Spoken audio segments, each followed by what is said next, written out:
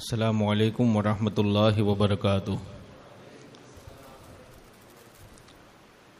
نحمده ونصلي ونسلم على رسوله الكريم اما بعد فاعوذ باللہ من الشیطان الرجیم بسم اللہ الرحمن الرحیم ایاک نعبد وایاک نستعین صدق اللہ العظیم ان اللہ وملائکتہ یصلون علی النبی یا ایہا الذین آمنوا صلوا علیہ وسلموا تسلیما۔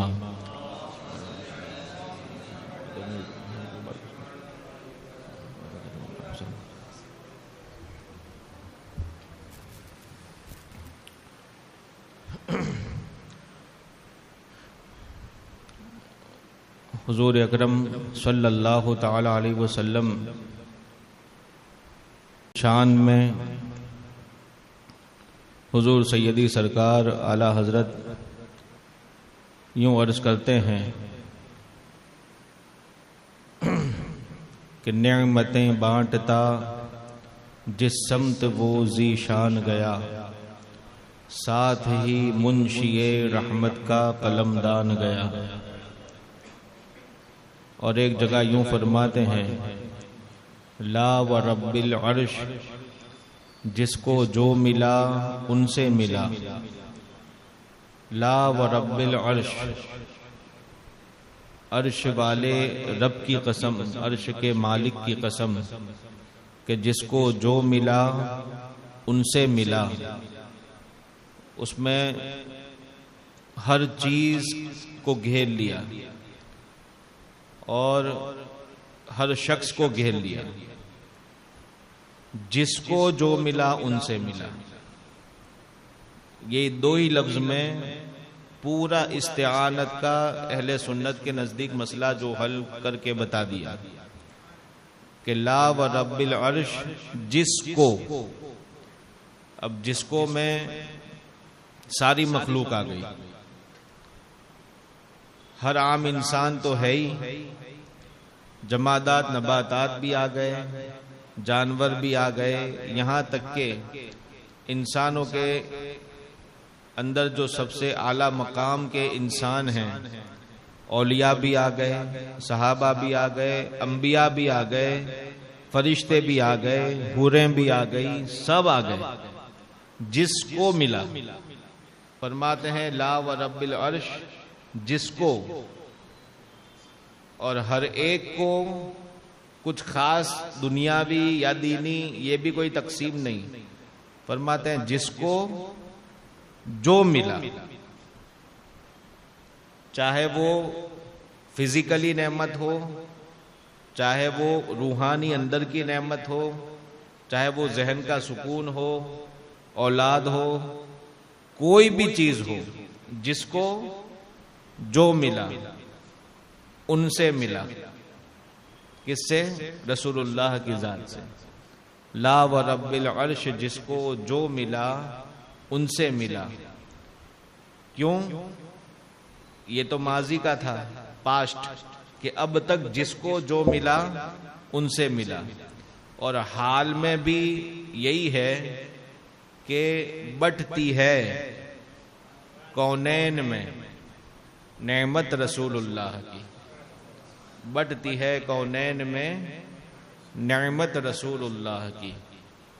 اللہ تبارک و تعالیٰ نے حضور اکرم صلی اللہ تعالی علیہ وسلم کو لا اور نام کا مالک بنا دیا، جس کو حضرت امام بوصیری آج سے 800 سال پہلے یوں فرماتے ہیں نبیٌ العامر الناہی فلا احد۔ لوگ مسلک اعلیٰ حضرت پر انگلی اٹھاتے ہیں کہ یہ اعلیٰ حضرت نے اپنی طرف سے سب نکالا ہے، تو یہ 800 سال پہلے والے اس زمانے کے اعلیٰ حضرت، وہ حضرت امام بوصیری، وہ فرماتے ہیں کہ نبیٌ العامر الناہی فلا احد ابر فی قولہ لا منہ ولا نعمی، کہ ہمارے نبی کی شان یہ ہے کہ وہی ہر چیز کا حکم دینے والے بھی اور روکنے والے بھی، یعنی شریعت انہی کی ہے۔ پھر فرماتے ہیں ابر فی قولہ لا منہ ولا نعمی، اور جہاں بھر میں ان سے زیادہ انصاف کی جگہ پر ہاں اور نہ کہنے والا کوئی پیدا ہی نہیں ہوا، ہاں اور نہ کہنے والا کوئی ہوا ہی نہیں ہے۔ پھر امام بوصیری اپنے کلام میں فرماتے ہیں حاشاہ ان یحرم الراجی مکارمہ او یرجع الجار منہ غیر محترم، ایسا پاسبل ہی نہیں ہے، ہو ہی نہیں سکتا، ممکن ہی نہیں ہے کہ ان سے کوئی امید لگانے والا ان کے کرم سے خالی آتا ہے۔ آپ سوچو یہ کب کا ہے؟ 800 سال پہلے والا مسلک اعلی حضرت، کیونکہ مسلک اعلی حضرت تو 1400 سال والا ہے، یہ کوئی نیا تو ہے نہیں۔ یہ اور بات ہے کہ اس زمانے میں جو مسلک انہوں نے دکھایا تھا وہ حضرت علی نے دکھایا تھا، یہی مسلک پھر امام اعظم نے دکھایا، وہی مسلک پھر امام بخاری نے دکھایا، وہی مسلک امام بوصیری نے بھی بیان کیا، وہی مسلک لے کر کے غریب نواز آئے، وہی مسلک لے کر کے حضرت اورنگزیب عالمگیر نے حکومت کی، اور وہی مسلک لے کر کے امام احمد رضا نے بتایا۔ تو اس زمانے میں چونکہ امام احمد رضا نے بتایا اس لیے اس کا نام مسلک اعلی حضرت ہو گیا۔ تو اب فرماتے حاشاہ ان یحرم الراجی مکارمہ، ہو ہی نہیں سکتا کہ یحرم محروم رہ جائے، راجی تمنا کرنے والا، امید لگانے والا، مکارمہ ان کے کرم کے در سے، ان کے کرم سے کوئی امید لگانے والا محروم ہو جائے، رہ جائے، ایسا ہو ہی نہیں سکتا۔ او یا تو ایسا ہو سکے، یہ بھی نہیں ہو سکتے کہ او یرجع الجار، یرجع یعنی لوٹ جائے، جار ان کے قریب آ کر کے مدد مانگنے والا، ان کی بارگاہ میں خدمت میں رہنے والا، او یلجع الجار منہ غیر محترمی، کہ اس کو کوئی احترام کے ساتھ بھیک نہ دے دے اور اسی حالت میں وہ جیسا گیا تھا ویسے لوٹ آئے، ایسا ہو سکتا نہیں ہے۔ تو پھر امام بوصیری یہ حالات کرم کے بیان کر کے پھر آخر میں فرماتے ہیں یا اکرم الخلق مالی من الوذ بہ، اے ساری مخلوق میں سب سے زیادہ کرم والی سرکار۔ اور ایک روایت ہمیں امام بوصیری سے یہ ہے کہ یا اکرم الرسلی، اے سارے رسولوں میں سب سے بڑے کریم رسول۔ تو جب رسولوں میں بھی سب سے اونچا کہہ دیا تو رسولوں سے بڑھ کر کے کوئی مخلوق ہے ہی نہیں، تو پھر وہ ساری مخلوق کے سردار ایسے بھی ہو گئے۔ یا اکرم الرسلی مالی من الوذ بہ، میرے پاس ہے کیا کہ جس کی پناہ میں مانگوں، جس کا میں سہارا لوں۔ یا اکرم الرسلی مالی من الوذ بہ سوا کا، سوائے آپ کے، عند حلول الحادث العممی، جب عام اور بڑے بڑے حادثے اور مصیبتیں میرے اوپر آ جائے تو ان مصیبتوں کے آنے کے وقت میں آپ کے سوا سہارا کس کا لوں؟ یا رسول اللہ آپ ہی ہمیں ہر درد سے بچائیے اور آپ ہی ہر کرم ہم پر فرمائیے۔ یہ کس نے بیان کیا؟ حضرت امام بوصیری نے۔ لیکن امام بوصیری کے بعد 800 سال نکل گئے، امام جلال الدین سیوطی آئے، امام ابن حجر اسقلانی آئے، امام جلال الدین محلی آئے، حضرت امام رازی آئے، حضور غوث اعظم قریب اس زمانے میں، اور بعد میں پھر حضرت قطب الدین بختیار کاکی آئے، حضرت شاہ عالم قطب عالم آئے، اور امام نووی آئے۔ یہ جتنے بھی حضرات آئے وہ سب آئے اور سینکڑوں کی تعداد میں انہوں نے یہ قصیدہ بردہ کی تشریح لکھی، شرح لکھی، اس کو اپنا وظیفہ بنایا۔ لیکن اتنے سارے برسوں میں کسی ایک امام نے اتنا بھی نہیں کہا کہ امام بوصیری اگر یہ شعر نہ کہتے تو اچھا ہوتا، یہ مدد والا شعر اگر حضور سے مدد والا شعر اگر نہ کہتے تو اچھا ہوتا، اتنا بھی نہیں کہا۔ شرک کیا، بدعت کر دی، کفر کر دیا، یہ تو بہت دور کی بات ہے، اتنا بھی کسی نے نہیں کہا کہ یہ نہ کہتے تو اچھا ہوتا، بلکہ سب نے انہی شعروں سے مدد مانگی. بڑے بڑے اولیاء نے انہی شعروں کو اپنا وظیفہ بنایا، اور اولیاء اللہ تو وظیفہ بتاتے رہے کہ جس کو کوئی مصیبت اگر آ جائے تو وہ امام بوصیری کے یہ والے اشعار پڑھا کریں تو اس کی مصیبتیں حل ہو جائیں گی. سوچیں آپ کہ یہ اولیاء امت کا طریقہ رہا ہے. بہرحال آج کا جو ماحول ہے تقریباً 1.5-2 صدی سے یہ ماحول بدلا ہوا ہے، اور حقیقت میں یہ ماحول تقریباً 1100 ہجری آنے سے ہی یہ شروع ہوا ہے.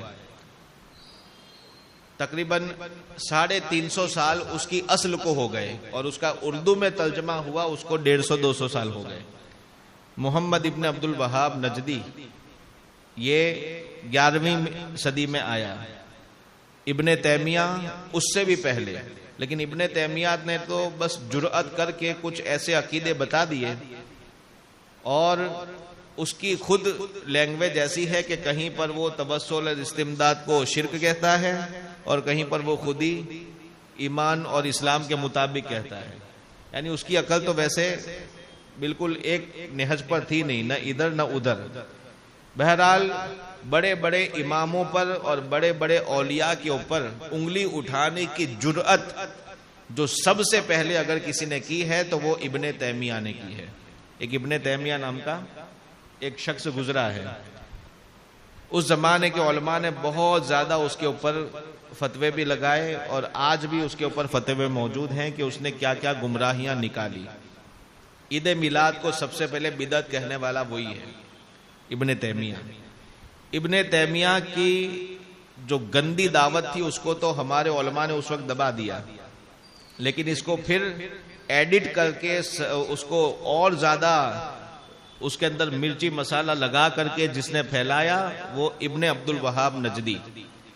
ابن عبد الوہاب نجدی بھی سعود میں رہ کر کے اس نے یہ سب کام کیا، اور سعودی حکومت کی اس کو پورا سپورٹ ہوا، انگریزوں اور یہودیوں کا سپورٹ ہوا.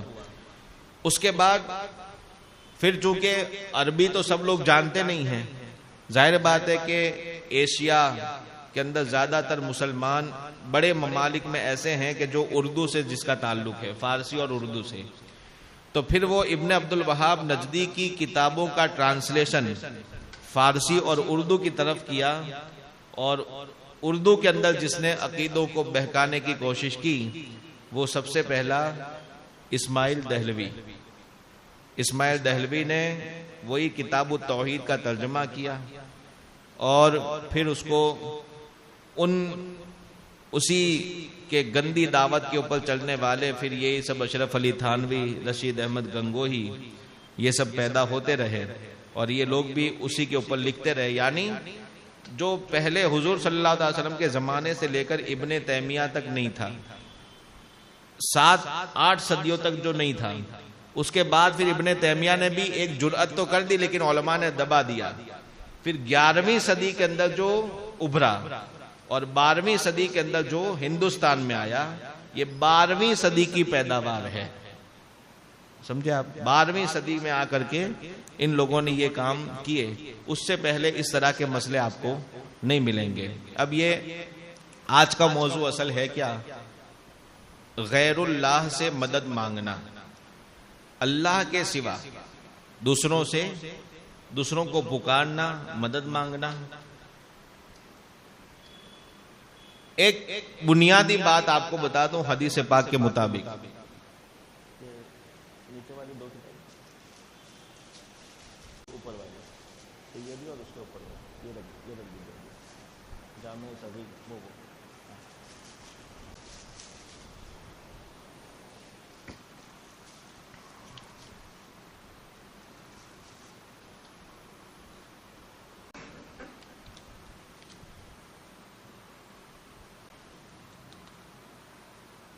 دیکھیے یہ کتاب جو ہے اس کا نام ہے الجامع الصغیر فی احادیث البشیر النذیر. یہ لکھی ہوئی ہے حضرت امام جلال الدین سیوطی کی. یہ ان کی وفات ہے ہجری سن 911 میں، 911 میں ان کا وصال ہے۔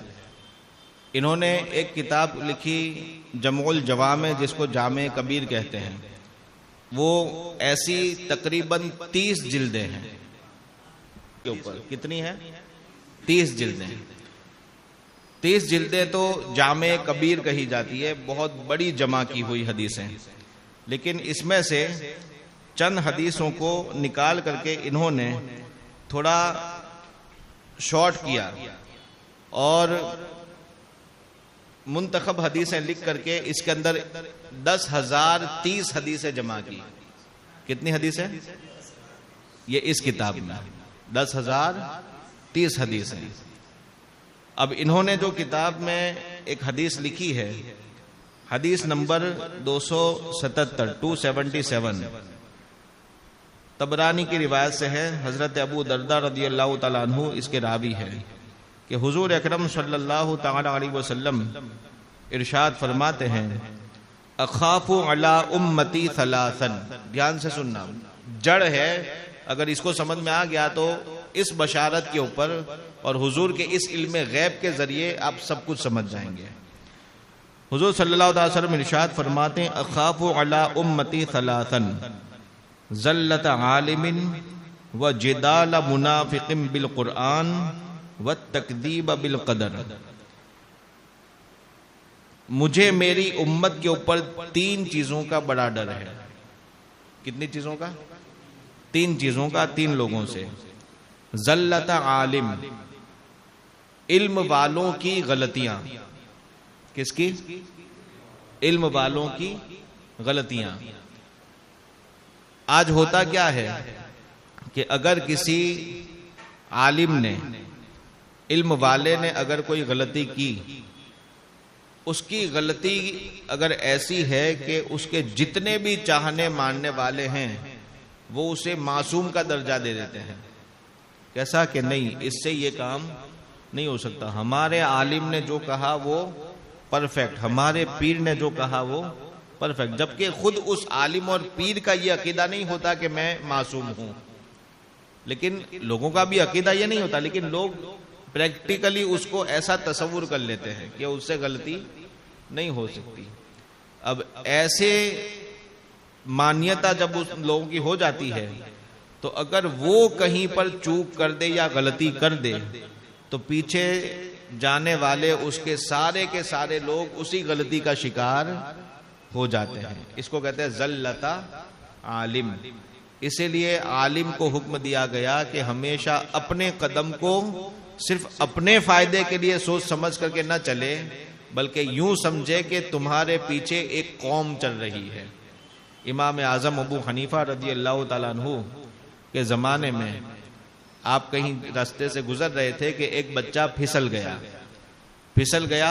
تو امام اعظم ابو حنیفہ رضی اللہ تعالیٰ عنہ نے اسے کہا کہ ارے دیکھ بچے، دیکھ کے چل۔ بچے نے بڑی پیاری بات کہی۔ امام اعظم فرماتے ہیں اس کی بات مجھے بڑی پسند آئی۔ وہ کہنے لگا پلٹ کر کے کہ حضور، میں تو اگر پھسلا تو کوئی بات نہیں، میرا ہی نقصان ہے، آپ اپنا قدم سنبھال کے رکھیے گا، آپ کے پیچھے پوری قوم چل رہی ہے۔ تو بہرحال عالم کی ذلت۔ دوسری چیز یہ جو ہے وہ عقیدوں کے اوپر ہے۔ دوسری چیز جو ہے، فرماتے ہیں حضور صلی اللہ علیہ وسلم، وَجِدَالَ مُنَافِقٍ بِالْقُرْآنِ۔ منافق مناظرے کرے گا، بحث میں اترے گا، سمجھائے گا، جھگڑے گا قرآن کی آیتوں کے ذریعے۔ سہارا کس کا لے گا؟ وہ قرآن کی آیتوں کا، یعنی وہ لوگوں کے عقیدوں پر حملہ کرے گا۔ منافق لوگوں کو اسلام سے بہکائے گا، لیکن کوئی دوسرے دھرم کی کتاب سے نہیں کہے گا۔ کس سے بہکائے گا؟ قرآن سے۔ قرآن پڑھ کر کے بہکائے گا۔ بات سمجھ آ گئی؟ بس اسی کے اوپر آج کی بات ہونی ہے۔ وَالتَّكْذِيبَ بِالْقَدْرِ۔ تیسری چیز باقی نہ رہ جائے اس لیے بیان کر دیتا ہوں کہ تقدیر کو جھٹلانے والے، ان کا بھی بڑا نقصان ہے۔ جو تقدیر کو جھٹلاتے ہیں وہ لوگ بھی امت کے لیے بڑے نقصان دہ ثابت ہوتے ہیں. اس کا ابھی موضوع نہیں ہے، اس لیے ابھی یہ دونوں چیزیں رکھ کر کے ہماری جو آج کا موضوع ہے وہ جدال منافقین بالقرآن. منافق جھگڑے گا قرآن کے ذریعے، قرآن کے سہارے سے، اور لوگوں کے عقیدے خراب کرے گا. یہ حدیث پاک امام جلال الدین سیوطی نے اپنی کتاب جامع صغیر میں بیان کی. اب دیکھیں کے جھگڑے سے، جدال سے بچ کون سکتا ہے؟ اس کے بارے میں ایک حدیث ہے. حضور اکرم صلی اللہ تعالی علیہ وسلم ارشاد فرماتے ہیں من اراد اللہ بہ خیرا یفقہہ فی الدین. اللہ تعالی جس کے ساتھ اچھا سلوک کرنا چاہتا ہے، جس کے ساتھ بھلا کرنا چاہتا ہے، یفقہہ فی الدین، اس کو دین کی صحیح سمجھ عطا فرما دیتا ہے. اب جس کو دین کی صحیح سمجھ ہو جائے گی وہ منافق کی آیتیں پڑھنے سے وہ مروب نہیں ہوگا، وہ دباؤ میں نہیں آئے گا. وہ نہیں یہ سوچے گا کہ یہ تو قرآن پڑھ رہا ہے اس کا مطلب صحیح کہہ رہا ہے، کیونکہ اس کو دین کی فقہ کی سمجھ ہوگی. اور دین کی سمجھ جب ہوگی تو وہ انسان کبھی بھی منافق کے بہکاوے میں نہیں آئے گا. اسی لیے اب دین کی سمجھ حاصل کرنے کے لیے کیا کیا جائے؟ دین کی سمجھ حاصل کرنے کے لیے جو طریقے ہیں، حضور اکرم صلی اللہ علیہ وسلم فرماتے ہیں کہ ہر ایک انسان دین کا فقیہ تو بن نہیں سکتا ہے. تو پھر کیا وہی لوگ بچیں گے وہابیوں سے، دیوبندیوں سے، منافقوں سے کہ جو عالم بن جائیں، دارالعلوم میں چلے جائیں اور بڑے مفتی اور فقیہ بن جائیں؟ نہیں، اس کا یہ مطلب نہیں ہے. حضور اکرم صلی اللہ تعالی وسلم ارشاد فرماتے ہیں کہ کن عالما، سب سے پہلے تو کوشش یہی کرو کہ تم خود عالم بن جاؤ. سب سے پہلے کسی کو عالم بننے سے روکا نہیں، حکم نہیں دیا تو روکا بھی نہیں. عالم سے مراد فرض علوم کے علاوہ ایکسٹرا علوم حاصل کرنا جس سے پوری امت کو آپ بچا سکو، وہ مراد عالم ہے. ورنہ فرض علم حاصل کرنا تو ہر مسلمان پر فرض عین ہے، وہ اس کی بات نہیں ہو رہی ابھی. حضور صلی اللہ علیہ وسلم فرماتے ہیں طلب العلم فریضۃ علی کل مسلم، کہ علم حاصل کرنا ہر مسلمان پر فرض ہے. کم سے کم اتنا علم حاصل کرنا فرض ہے جس سے منافقوں کے دھوکے سے بچ سکے، عقیدہ اپنا سلامت رکھ سکے. اب حضور صلی اللہ علیہ وسلم ارشاد فرماتے ہیں کن عالما، عالم ہو جا، او متعلما، یا طالب علم بن جا. اپنے آپ کو ڈھال لے طالب علمی میں. یعنی طالب علم کا مطلب کیا ہوتا ہے کہ کبھی یہ مت سوچ کہ بس اپنے کو جتنا پڑھنا تھا پڑھ لیا، اب اپنی عمر نہیں ہے یا اب اپنا کام نہیں ہے. ہمیشہ دماغ میں یہ رکھو کہ تم طالب علم ہو. جب طالب علم ہو ایسا دماغ میں رکھو گے تو جب کوئی مدرسے کا ٹائم ملے گا آپ وہاں پہنچ جاؤ گے. اتوار کا دن جاب یا اپنے دندے سے چھٹی ہوگی، ایک آدھ گھنٹے کے لیے عالم کے پاس مدرسے میں چلے جاؤ گے. اگر ایسا بھی نہیں تو جب کبھی ایسی مجلس علم کی ہوگی وہاں پہنچ جاؤ گے. کیونکہ اپنے آپ کو جو طالب علم سمجھتا ہے وہ طلب علم کی کوئی مجلس کو چھوڑتا نہیں ہے، حتی الامکان وہ کوشش کرتا ہے. حضور صلی اللہ علیہ وسلم فرماتے ہیں یا تو عالم ہو جاؤ یا طالب علم بن جاؤ، یا او محب او جالسن، یا کم سے کم عالم کے پاس بیٹھنے اٹھنے والوں میں سے ہو جاؤ. یعنی کہ دینی مجلس میں بھی پابندی سے جانے کا اگر ٹائم نہیں ملتا ہے تو کم سے کم دوستی اور صحبت کسی اچھے عالم کی، سنی مسلک والے عالم کی آپ صحبت اختیار کر لو. اس سے کیا فائدہ ہوگا کہ کبھی ساتھ میں چائے پینے بیٹھیں گے، کبھی بازار میں ساتھ نکلیں گے، کبھی ایسے ہی ساتھ آپ ان کو اپنے گھر بلائیں گے، کبھی آپ ان کے گھر جائیں گے. اس طرح سے کبھی نہ کبھی چند دنوں کے اندر ملاقات جو ہوتی رہے گی، اگرچہ اس میں دنیاوی باتیں ہوتی رہے لیکن ایک دو بات تو دین کی ضرور ہو جائے گی. کیونکہ عالم کی صحبت میں ہو، ہر انسان اپنی لائن کی بات کرتا ہے، تو وہ لائن کی باتیں ہوتی رہے گی. صحبت میں رہو گے تو اتنا فائدہ ہوگا کہ ڈینجر عقیدے والوں سے اپنے آپ کو بچا سکو گے. تو حضور نے تیسرا آپشن کیا بتایا؟ او جالسن، ان کی صحبت میں رہنے والے ہو جاؤ. او محبن، یا کوئی بنجر ایریا میں ہو یا پھر ایسا کام ہے کہ اتنا بھی اگر نہیں ہو پاتا تو کم سے کم اتنا رکھنا کہ علماء اہل سنت سے سچی دلی محبت رکھنا. تو تو بھلے اپنی دکان میں رہو، اپنے جاب میں رہو، کبھی ٹائم نہ ملتا ہو، دوستی نہ کر پاتے ہو، لیکن محبت ایسی رکھنا کہ جب بھی وہ کچھ کہے عقیدے کے بارے میں تو انہی کی سننا.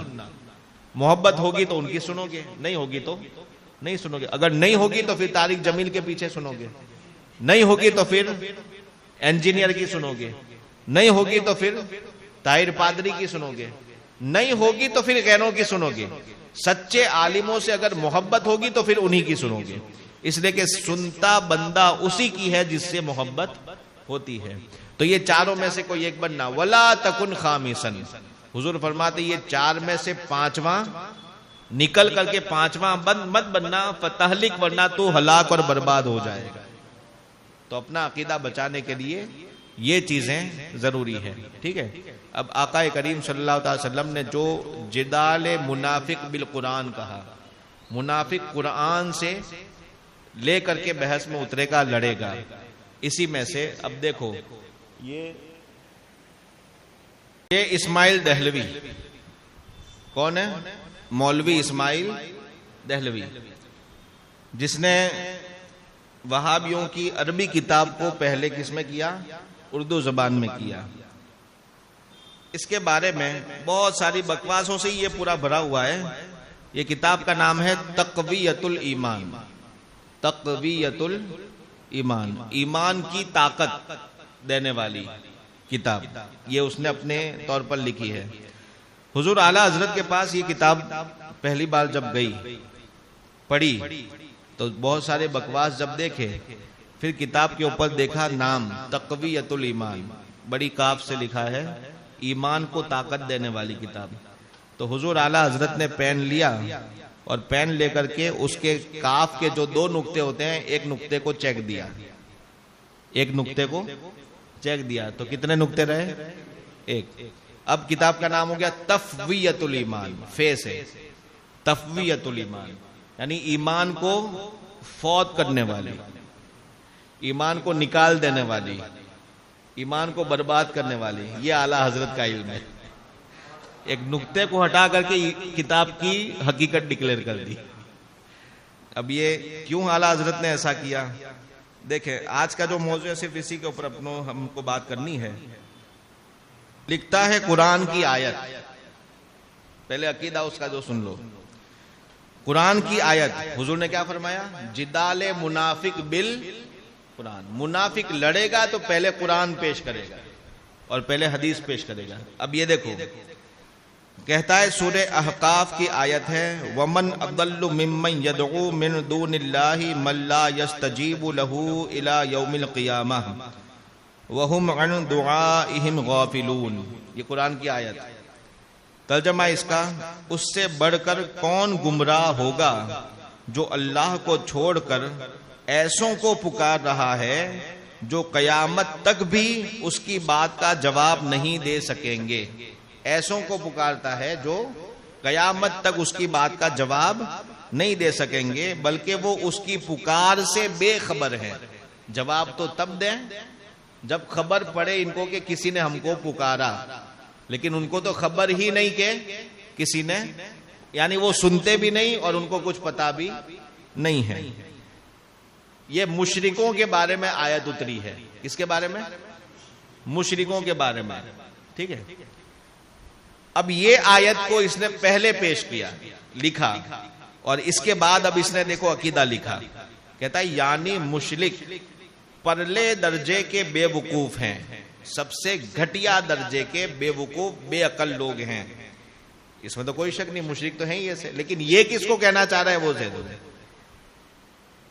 کیسے بے وقوف ہیں کہ خدا جیسے قدرت اور علم والے کو چھوڑ کر دوسروں کو پکارتے ہیں جو نہ تو ان کی پکار کو سنتے ہیں اور نہ کسی بات کی، ادھر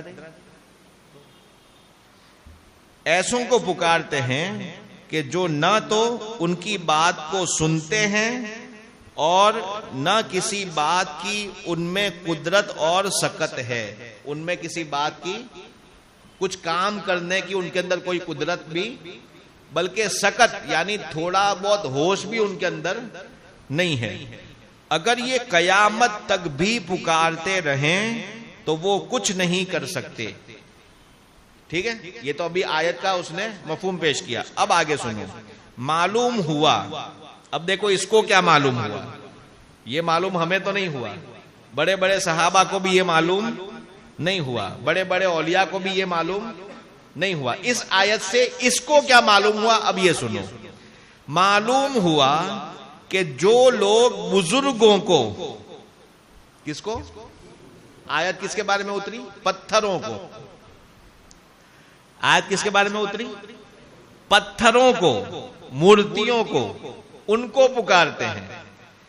تو یہ کیا کہتا ہے کہ معلوم ہوا, اس کو پتھر نظر نہیں آئے, اس کو مورتیاں نظر نہیں آئے. کیا کہتا ہے, معلوم ہوا کہ جو لوگ بزرگوں کو, یعنی غوث خواجہ کو, علی کو, جو لوگ بزرگوں کو دور سے پکارتے ہیں اور انہیں پکار کر صرف یہی کہتے ہیں کہ یا حضرت, یاد رکھنا, صرف یہی کہتے ہیں کہ یا حضرت. حضرت سے مراد اب کوئی بھی ولی, یا غوث یا خواجہ, یا حضرت آپ دعا فرما دیں کہ حق تعالی ہماری ضرورت پوری کر دے. صرف ان کو کیا کہتے ہیں کہ یا حضرت آپ دعا کر دیں تو اللہ تعالی ہماری ضرورت پوری کر دے. ڈائریکٹ ان کو نہیں کہتے, یہ ابھی جو کہہ رہے ہیں, ان کو یہ نہیں کہتے کہ آپ ہماری ضرورت پوری کر دو, بلکہ کیا کہتے ہیں, آپ دعا کر دیں. جیسے ہم کہیں یا غریب نواز آپ دعا کر دیں تاکہ میں امتحان میں پاس ہو جاؤں, میری جاب لگ جائے. اگر آپ اس طرح سے بھی اگر پکاریں کہ ہماری حاجت پوری کر دے, یہ بھی شرک ہے. کیا کہتا ہے, یہ بھی شرک ہے. اب شرک کہتے کس کو ہے وہ آگے بتاتا ہوں. گو وہ اس وجہ سے اس کو شرک نہ سمجھتے ہوں, یعنی چاہے وہ اس کو شرک نہ سمجھتے ہوں, جیسے ہم لوگ یہی ہے نا کہ اس کو شرک نہیں سمجھتے, چاہے وہ اس کو شرک نہ سمجھتے ہوں کہ حاجت کا پورا کرنا اور حاجت پورا کرنے کی دعا تو خدا ہی سے کی گئی ہے, کیونکہ پکارنے کی وجہ سے اس میں شرک آیا. حاجت پورا کرنے کی وجہ سے, یہ صرف کس کی وجہ سے, صرف پکارنے کی وجہ سے. یہ شرک کیوں ہوا, کیونکہ تو نے بلایا کیوں. وہاں بھی کیا کہتا ہے, تو نے بلایا کیوں. یا غوث کہہ کے غوث کو بلایا کیوں, یا خواجہ کہہ کے خواجہ کو. ضرورت پوری کرنے کی وجہ سے اس میں مشرک کا فتویٰ نہیں لگا, صرف کس کی وجہ سے, صرف پکارنے کی وجہ سے. ٹھیک ہے, اس میں شرک آیا کہ ان کے بارے میں یہ اعتقاد رکھا گیا کہ وہ دور سے اور قریب سے برابر سنتے ہیں. شرک کیوں ہوا, کیونکہ تم نے یہ عقیدہ رکھا کہ وہ دور سے اور قریب سے کیا کرتے ہیں, برابر سنتے ہیں. صرف اس عقیدے کی وجہ سے کیا ہو گئے آپ لوگ, کس کے فتوے میں, یہ دہلوی کے فتوے میں, اسماعیل دہلوی کے فتوے میں. برابر. اب یہ آپ نے اس کا پورا بیان سن لیا, یعنی صاف جو آیت کس کے بارے میں اتری تھی, مشرکوں کے بارے میں, ان کے بارے میں جو آیت اتری, اس کو یہ کیا کہہ رہا ہے کہ وہ مشرکوں کے بارے میں جو آیت حقیقت میں اتری ہے, جس کی تفسیر میں, صحیح تفسیر میں ایسا ہے کہ وہ مشرکوں کے بارے میں اتری, یہ کیا کہہ رہا ہے کہ یہ اولیاء اللہ کو پکارنے والوں کے بارے میں اتری. اب اولیاء اللہ کو پکارنے والے کون, الحمدللہ ہم لوگ ہیں. تو یہ مسلمانوں کے بارے میں کہتا ہے کہ یہ مسلمان بھی اسی میں ہیں, کیونکہ ایسے کو پکارتے ہیں جو سنتے اور ان کو کچھ خبر نہیں ہے. یہ کس نے بیان کیا, آپ لوگوں نے سنا, اور کسی کو اگر دیکھنا ہو تو فوٹا پاڑ کے بھی لے جا سکتا ہے. اچھا, میں آپ کو یہ بیان کر رہا ہوں کہ الحمدللہ یہاں ساری مجلس کون ہے, اپنے والے ہیں نا, میری بات سمجھے. یہ جو اتنی محنت سے میں جو دکھا کر کے بیان کر رہا ہوں وہ آپ کے سامنے کیوں بیان کر رہا ہوں. سب سے پہلا فائدہ یہ ہے کہ قو انفسکم, اپنے آپ کو ہمیشہ بچانا. وَأَهْلِيكُمْ، اور کم سے کم اپنے والوں کو بچانا، اپنے کو بچانا اور اپنے والوں کو بچانا، چاہے اپنے والوں میں تمہارا گھر ہو، دوستوں کا گروپ ہو یا پڑوسیوں کا ہو، کوئی بھی ہو، جس کو بھی دیکھو کہ فتوے کے اندر جا رہا ہے اور یہ فتوے کو صحیح مان رہا ہے، ایسے کو بچانے کی پوری کوشش کرنا کس کا کام ہے؟ ہم سب کا کام ہے، ٹھیک ہے؟ تو ورنہ حقیقت میں تو ابھی تو کیا ہمارے درمیان تو باتیں ایسی ہوگی، اسی میں مزہ آئے گا کہ ہم اعلیٰ حضرت کے اشعار پڑھیں، قصیدہ بلدہ پڑھیں، نعرے پر نعرے لگائیں اور اولیاء اللہ سے مدد مانگے. ہمارے جلسے میں تو یہی ہے. لیکن پھر بھی ہم بیان یہ کیوں کر رہے ہیں؟ تاکہ جو دوسرے لوگ ہیں ان کو آپ خود بھی بچا سکو. نالج ہوگا تو ایمان پکا ہوگا، اگر نالج نہیں ہوگا تو پھر دیکھو یہ اس نے کس طرح سے سمجھایا ہے. اب اس کو معاذ اللہ اگر کسی وہابی سے آپ سنیں گے، اس کو یہی کتاب کو اگر کسی وہابی سے سنیں گے تو وہ اس انداز میں اس کے مرچی مسالے کے ساتھ بیان کرے گا کہ کہیں نہ کہیں آپ پھنستے ہوئے نظر آئیں گے. اور ہم نے کوئی مرچی مسالہ لگایا، ہم نے تو صرف اس کے الفاظ آپ کے سامنے رکھے، اوریجنل اس کے الفاظ آپ کے سامنے رکھے ہیں کہ صاف صاف کہہ رہا ہے. کیا کہہ رہا ہے؟ کہ یہ اس کے بارے میں بھی ہے کہ جو بزرگوں کو دور سے یا حضرت کہہ کر کے پکارتے ہیں. ٹھیک ہے؟ کیونکہ مانگا اس کی وجہ سے نہیں شرک کا، یہ تو بڑا شرک ہوگا. آگے ہے مانگا اس کی وجہ سے تو کیا ہو گیا؟ پھر تو مورتی والوں سے بھی بڑے ہو گئے. ابھی تو صرف مشرک کیوں ہوئے کہ صرف پکارا، یا حضرت کہا، یا غریب نواز کہا، یا غوث کہا، یا علی کہا، صرف اس کی وجہ سے وہ کیا ہو گئے؟ مشرک ہو گئے. کیونکہ آپ سمجھتے ہیں کہ وہ سنتے ہیں، اور جو تم نے کہا کہ سنتے ہیں، یہ سنتے ہیں کیوں مانا؟ اس لیے کیا ہو گئے؟ کامن سینس کے بھی خلاف ہے. کیا ہے کامن سینس؟ جس کو کہتے ہیں کہ عام بچوں کی عقل، یہ اس کے بھی خلاف ہے. کہا مشرک. مشرک کس کو کہتے ہیں؟ شرک کہتے کس کو ہے؟ شرک کس کو کہتے ہیں؟ شرک کہتے ہیں کہ اللہ تعالی کی ذات اور اس کی صفات. کیا؟ اللہ تعالی کی ذات. قرآن شریف سورہ نمل وہ نکال کے رکھو. اللہ تعالی کی ذات اور اس کی صفات. ذات وہ اللہ، ذات کس کو کہتے ہیں؟ اللہ. اور صفات اس کا علیم ہونا، قدیر ہونا، قدرت والا ہونا، علم والا ہونا، سمیع ہونا، سننے والا ہونا، بصیر ہونا، دیکھنے والا ہونا. یہ سب کیا ہے؟ اللہ تعالیٰ کی صفات ہیں. تو اللہ تعالیٰ کی ذات یا صفتوں میں کسی ایک صفت میں بھی کسی مخلوق کو اللہ کے برابر سمجھنا. کیا سمجھنا؟ اللہ کے برابر سمجھنا. اس کو کہتے ہیں شرک. شرک عربی لفظ ہے، اور انگلش میں اگر کرو تو پارٹنر. انگلش میں کرو تو کیا ہوگا؟ پارٹنر. پارٹنر کون ہوتا ہے؟ جو دونوں برابر کے ہوتے ہیں وہی پارٹنر ہوتا ہے. تو شرک یعنی پارٹنر. پارٹنر کس کو کہیں گے؟ جو برابر ہو. تو ایک بھی چیز میں اگر اللہ کے برابر کسی کو سمجھ لیا تو وہ حقیقت میں کیا ہے؟ شرک ہے. اب ذرا آپ تو ہو نا سنی مسلمان الحمدللہ، ذرا یہ بتاؤ کہ کون سمجھ رہا ہے کہ حضرت علی خدا کے برابر ہے؟ معاذ اللہ. ہم میں سے کون سمجھ رہا ہے کہ غوث اعظم خدا کے برابر ہے؟ کوئی ایک چیز میں بھی ہم سمجھتے ہیں. یہ کھلم کھلا ہم پر الزام ہے کہ نہیں ہے؟ پھر اعلیٰ حضرت کیوں نہ خطرناک لکھیں ان کو؟ لکھیں گے کہ نہیں لکھیں گے؟ اعلیٰ حضرت دیکھو کتنے سیدھے سادے مسلمان، اور ان کو یہ بات بات میں گھما کر کے کیسا مشرک بنا دیا. اچھے خاصے اولیاء سے محبت کرنے والے، اور آیا اور اس نے مشرک بنا دیا. لو، یا غریب نواز پکارا مشرک، یا غوث پکارا مشرک. بھائی کیوں مشرک؟ اس لیے مشرک اس نے خود لکھا، اس لیے مشرک کہ تم نے یہ عقیدہ رکھا کہ وہ بھی دور اور قریب سے سنتے ہیں. کیا عقیدہ رکھا؟ جیسے قریب سے سنتے ہیں ویسے دور سے بھی سنتے ہیں. تو دور اور قریب یعنی اس کے نزدیک خدا کی شان صرف اتنی ہے,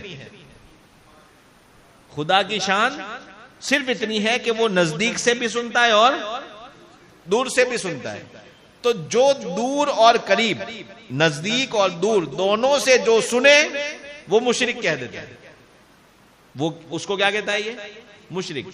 اب یعنی اس کے دھرم میں کیا ہوا کہ خدا بھی دور اور قریب سے سنتا ہے.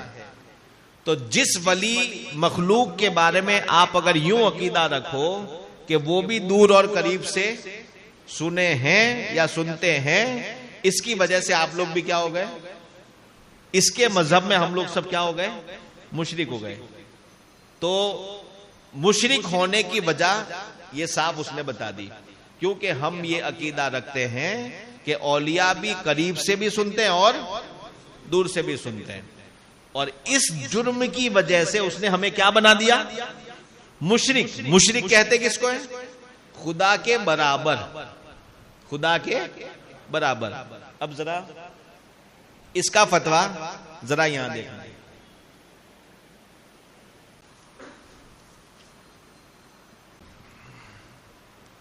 یہ ہے کیا؟ قرآن شریف. یہ ہے سورہ نمل 19واں پارہ. حضرت سلیمان علیہ السلام کا ذکر چل رہا ہے اس میں.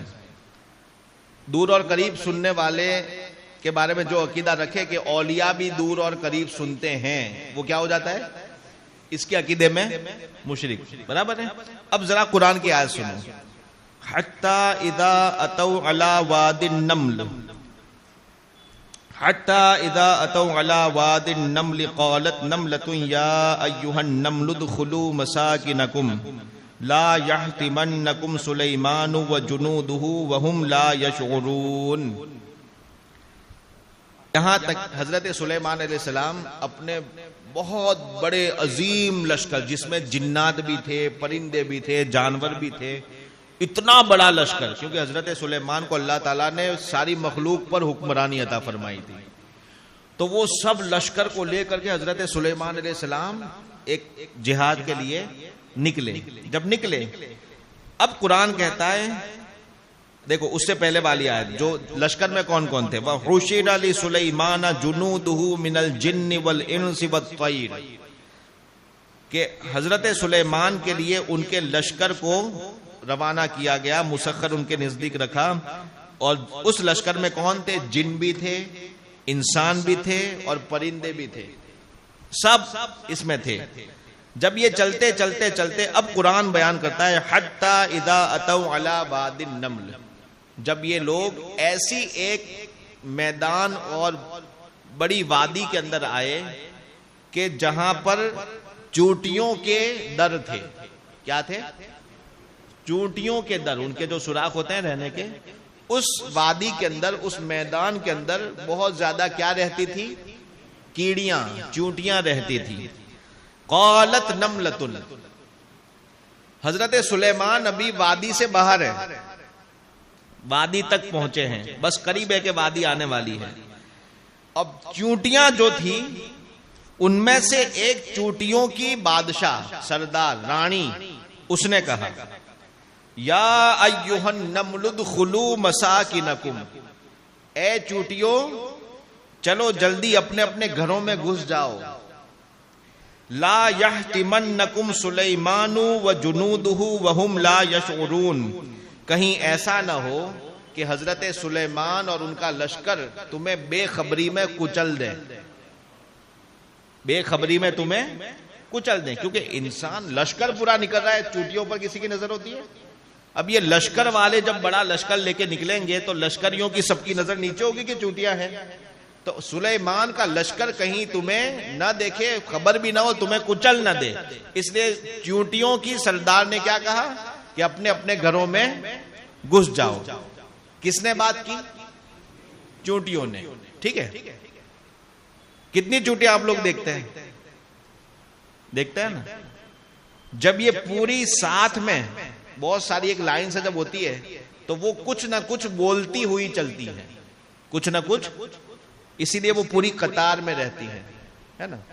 ذرا کان لگانا یا کچھ مشین لگانا برابر ہے کہ جس سے ایک آواز ایک چونٹی کی آپ سن لو، بالکل سارا کمرہ بند کر کے سمسان میں بالکل ایک دم سائلنٹ ماحول کر کے پن ڈراپ سائلنٹ کر لینا، اور اس کے بعد چونٹی کے اوپر کان لگانا کہ شاید کسی کی آواز سننے میں آ جائے. سن سکو گے؟ کان لگا کر کے سن سکو گے؟ نہیں نا. دیکھو اس کا شرک، یہ چونٹیوں نے بیان کیا. یہ کس نے کہا؟ اللہ نے کہا کہ چونٹی نے اپنے رعایا سے کہا کہ چلو چلو جلدی اپنے اپنے گھروں میں گھس جاؤ، کہیں ان کا لشکر تمہیں کچل نہ دے. فَتَبَسَّمَ ضَاحِكًا مِنْ قَوْلِهَا من قولها. حضرت سلیمان کتنی دوری پر ہیں؟ فرماتے ہیں کہ اس کی اس بات کی وجہ سے ہنس پڑے.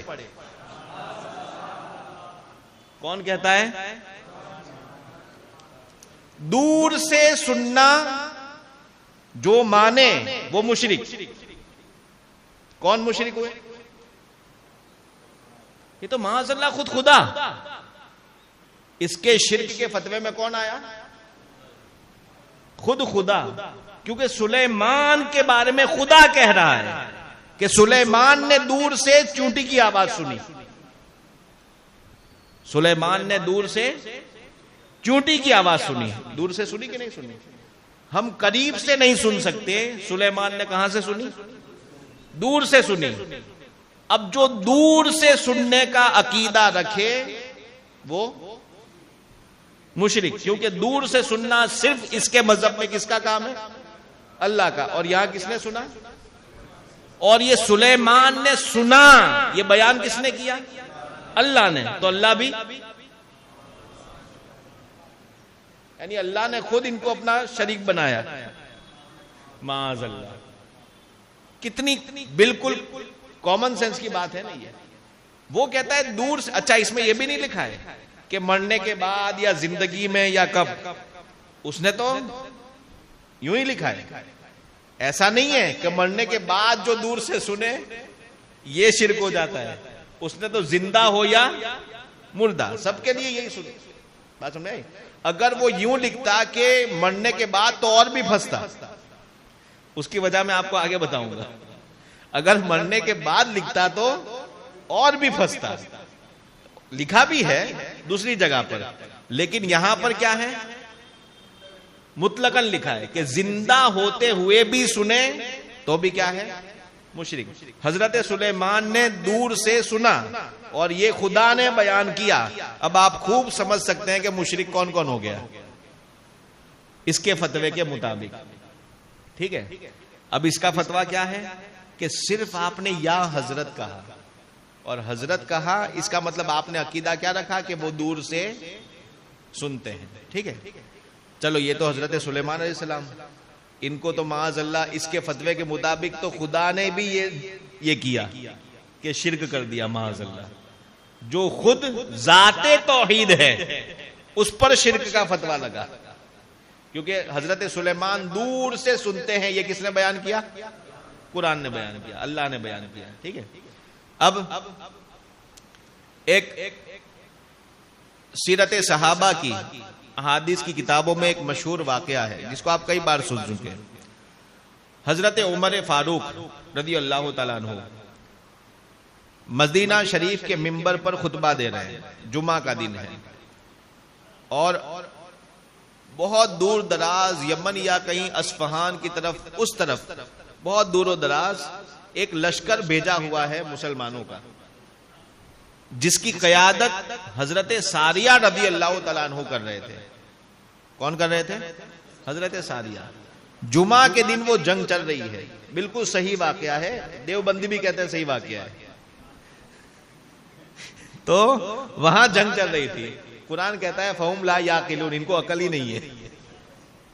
چھوٹے بچے نہیں سانپ پکڑ لیتے، کوئی بھی ڈینجر چیز چھوٹے بچے پکڑ لیتے ہیں، تو یہ چھوٹے بچوں سے بھی گئے گزرے ہیں کیونکہ بڑے ہو کر کے نہیں سمجھ رہے.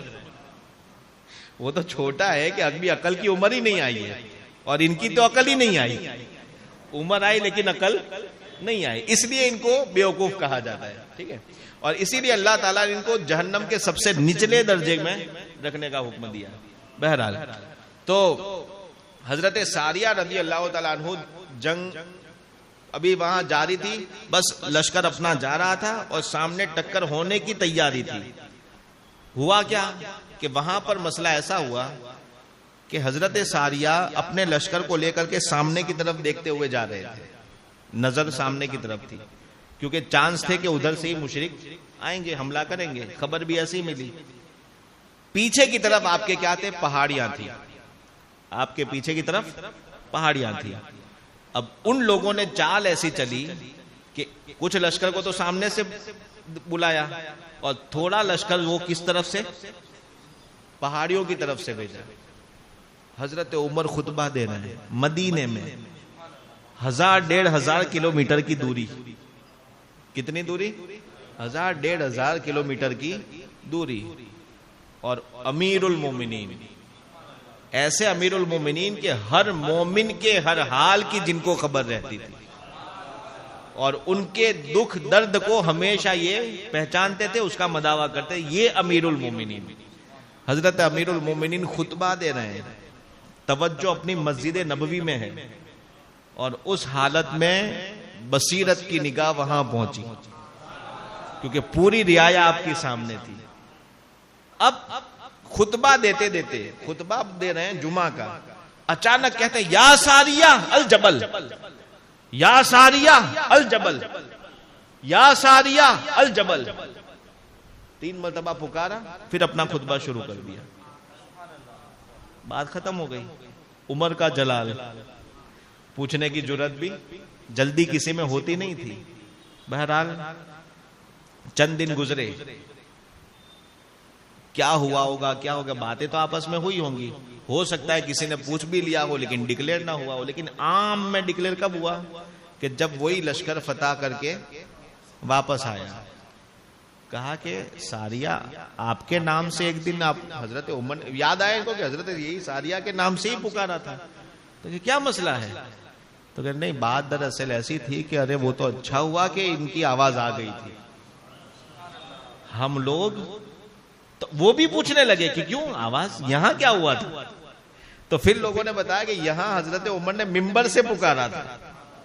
اب ادھر سے وہ کہنے لگے کہ دراصل جنگ کا مسئلہ ایسا ہو گیا تھا کہ ہم ادھر سے جا رہے تھے, ادھر سے وہ لشکر یوں آ, ہماری توجہ ادھر تھی, اور اچانک غیب سے آواز آئی, کوئی میرا نام لے کے بلا رہا تھا اور کہا کہ جبل, پہاڑ دیکھو, پہاڑ دیکھو. ہم نے پیچھے دیکھا تو مشرک ادھر سے آ رہے تھے. اس آواز کی وجہ سے ہم ہار سے بچ گئے, ورنہ ہم کٹ جاتے اس دن, بہت بڑا نقصان ہو جاتا ہے, اور اس وجہ سے ہم بچ گئے. سارے صحابہ میں یہ واقعہ مشہور. حضرت عمر نے پکارا اور ساریہ نے سنا. کہاں سے سنا؟ اتنی دور دراز 1000-1500 کلومیٹر کی دوری پر کس کی آواز کو سنی؟ حضرت عمر کی آواز کو. تو کسی نے بھی یہ صاحب جیسا فتویٰ نہیں لگایا کہ تم سب کیا ہو گئے, مشرک ہو گئے. کیوں؟ یہ مخلوق ہی کی چیز ہے. خدا کی شان تو تم کیا سمجھو گے. یہ مخلوق کا ہی کمال ہے کہ جسے اللہ تعالی دیتا ہے ایسی طاقت, وہ دور و نزدیک کے سننے والے وہ کان ہو جاتے ہیں. یہ دور و نزدیک کا سننا, یہ کوئی ایک نارمل سی مثال. ہم لوگ فون لگاتے ہیں امریکہ, یو کے, حج پر عمرے پر جو جاتے ہیں ان سے سعودی میں بات کرتے ہیں. موبائل نکالا آپ نے, فون لگایا, نمبر لگایا, اور بات کس سے ہو رہی ہے؟ سعودی میں جو مکہ شریف میں, اس سے بات ہو رہی ہے. کتنی دور ہے نا, اتنی دوری پر. صرف ایک انسٹرومنٹ, ایک آلہ ہے, ایک ڈبہ ہے. اب اس ڈبے کے آس پاس جوائنٹ کرنے والا نہ کوئی تار, نہ کوئی پائپ, کچھ بھی نہیں. وہ ڈبہ ہے. اب وہ سیٹلائٹ کی ایسی سسٹم سائنسدانوں نے ڈال دی ہے کہ وہ ڈبے سے آواز آپ کی جاتی ہے, ہواؤں میں پھیل جاتی ہے, اور ہواؤں میں پھیل کر کے جو نمبر آپ نے ڈائل کیا سیکنڈ بھی نہیں لگتے کہ وہ آواز جس کو آپ چاہتے ہیں وہ سنتا ہے. جس کو آپ سنانا چاہتے ہیں اس کے بازو میں ہاتھ سے ہاتھ ملا کر کے دوسرے کا موبائل چالو ہے, لیکن وہ اس کی آواز کو سن سکتا نہیں ہے. یہ سن رہا ہے اور وہ نہیں سن سکتا بازو میں بیٹھ کر کے. سمجھے؟ اب تو اور ترقی, اگر کنیکٹ کر دیا تو ایک یہ سن رہا ہے سعودی والا اور دوسرا یو کے والا سن رہا ہے. کنیکٹ کر دیا تو ایک سعودی میں سن رہا ہے اور دوسرا آپ ہندوستان سے بول رہے ہیں, ایک کو آپ اپنی آواز سعودی میں سنا رہے ہیں اور دوسرے کو یو کے میں سنا رہے ہیں, اور سعودی میں جو بازو میں بیٹھا ہے اس تک آواز, یو کے میں جو بازو میں بیٹھا ہے اس تک آواز نہیں آ رہی ہے. ہم یہی کہتے ہیں کہ الحمدللہ رب تعالی نے, اب پہلے دلیل کی بات کو سن لو, کہ جب سائنس کے اتنے دماغ کی وجہ سے جو اللہ تعالیٰ نے ان کو دیا, سیٹلائٹ وغیرہ کا جو نظام ان لوگوں نے سیٹ کیا, ہواؤں کو جو اپنے قبضے میں لیا, اور اس طریقے سے جو انہوں نے کام کیا کہ جس کی وجہ سے ہندوستان میں صرف ایک ڈبے کے وسیلے سے, ایک ڈبے کے وسیلے سے یہاں کی آواز اتنی دور سنتا بھی ہے اور سنا بھی سکتا ہے. مشرک ہوا کوئی؟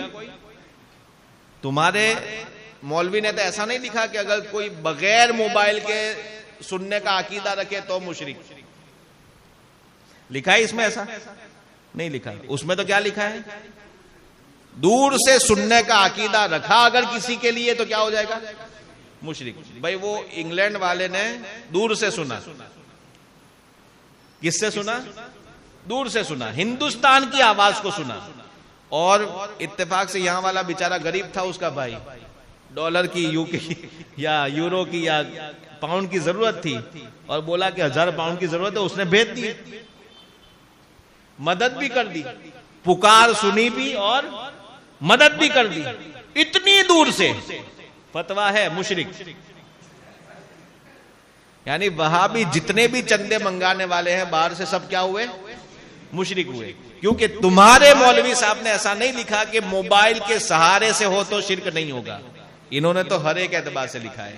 اور اگر تم نے اس کی تشریح کی کہ یہ تو موبائل تھا اس کے لیے, تو او گدھو بے وقوف ہو, جب یہ موبائل کی وجہ سے ہو سکتا ہے تو اللہ کی عطا سے کیوں نہیں ہو سکتا؟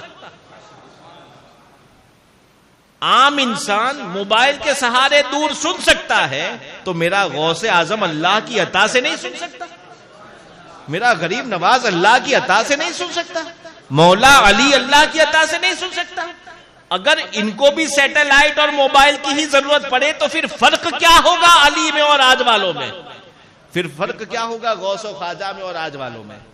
فرق یہ ہے, اور بہت بڑا فرق ہے, کہ تم دنیا کے ڈبوں کے محتاج ہو, ہمارے غوث و خواجہ صرف اللہ کے محتاج ہے. سمجھا؟ تم کہو گے کہ سیٹلائٹ بچھا دیا سائنس نے, ہم کہیں گے کہ وہی رب ہے جس نے یہ ہواؤں کو بچھایا ہے ولیوں کے لیے, کہ جس کے سہارے سے وہ سنتے ہیں. ہاں, اب بات یہ نمبر والی آئی کہ نمبر تم نے جس کا ڈائل کیا اسی نے سنا. سمجھے؟ یہ ہم سنیوں کی قسمت ہے کہ اللہ نے غوث و خواجہ کا روحانی نمبر ہمیں عطا فرمایا,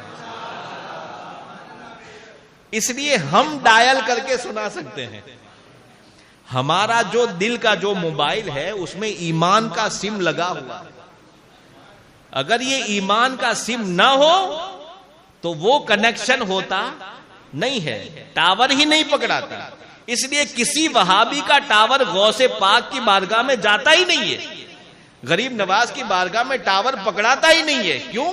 نمبر بھی ان کو نہیں دیا گیا. اور ہر سنی کے پاس نمبر ہے, اس کا موبائل بھی سلامت ہے, اس کی بیٹری بھی ایمان کی مسلک اعلی حضرت کی سلامت ہے, اور اس میں سم بھی ایمان کا موجود ہے اور وہ کام بھی کر رہا ہے. اس لیے جب وہ غوث کا نمبر ڈائل کر کے کہتے ہیں یا غوث, تو غوث سن لیتے ہیں اور وہاں سے مدد بھی آ جاتی ہے.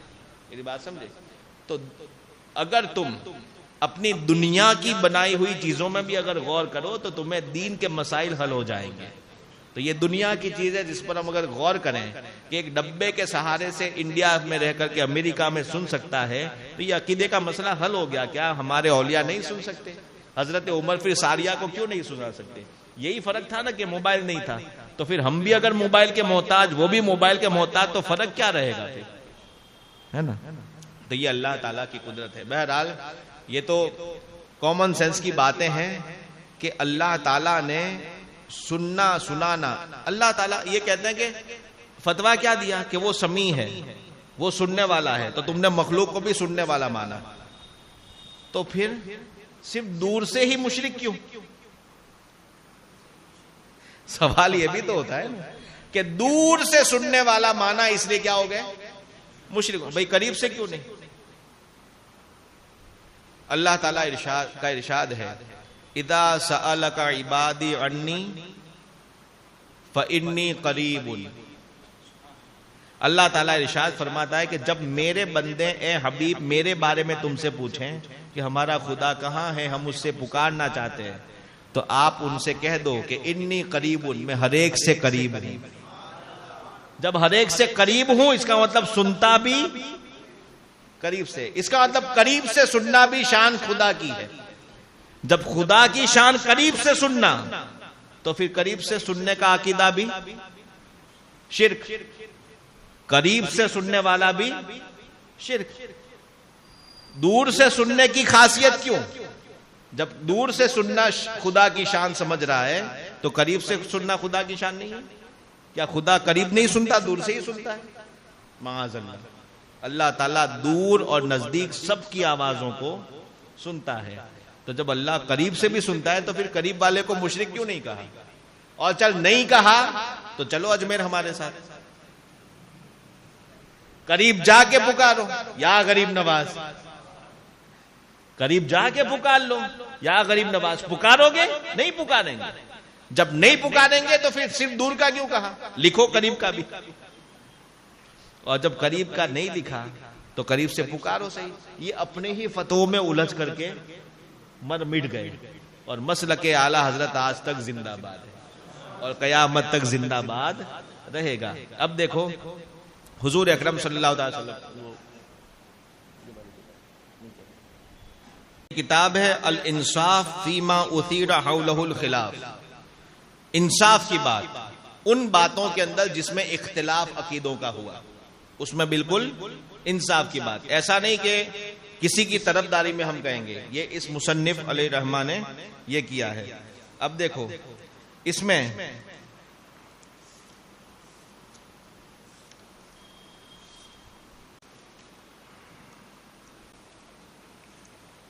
سے پاک سنیں.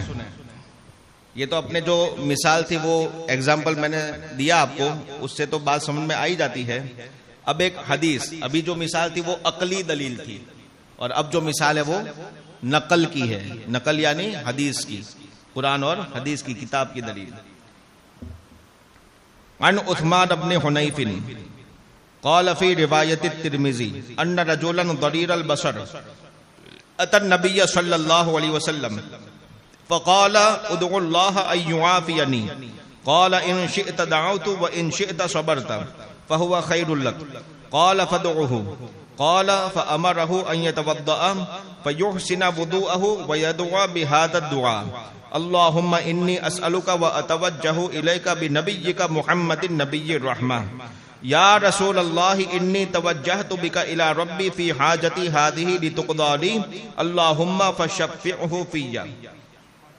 امام ترمذی 6 حدیث کی بڑی کتابوں میں سے ایک کتاب ہے. امام ترمذی انہوں نے یہ حدیث کو نقل کیا. حضرت امام احمد ابن حنبل نے اپنی مسند احمد میں یہ حدیث کو نقل کیا. یہ 2 بڑی حدیث کی کتابوں میں یہ حدیث ہے جو میں نے پڑھی. اب اس کا ترجمہ سنو. حضرت عثمان ابن حنیف رضی اللہ تعالیٰ عنہ یہ صحابی ہیں. انہوں نے روایت کی کہ ایک شخص جس کی آنکھیں بالکل کمزور تھی, یا تو وہ نابینا ہی تھے, ان کو کچھ نظر ہی نہیں آتا تھا, وہ نبی پاک صلی اللہ تعالیٰ علیہ وسلم کی بارگاہ میں حاضر ہوئے اور حضور کی بارگاہ میں حاضر ہو کر کے کہتے ہیں، لا وہ فتویٰ نمبر 32 نکال،